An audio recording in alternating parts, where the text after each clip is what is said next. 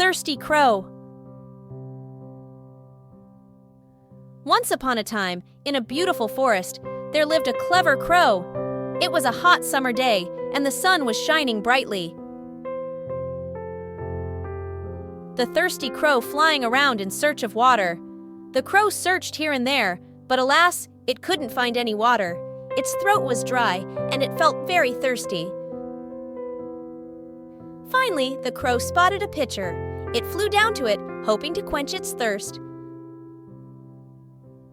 The water in the pitcher was too low for the crow to reach with its beak.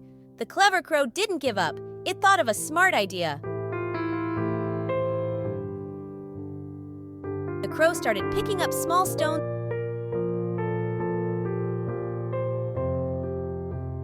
one by one and dropping them into the pitcher.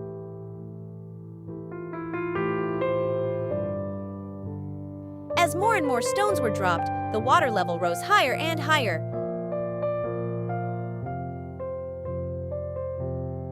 The clever crow quenched its thirst and flew away happily.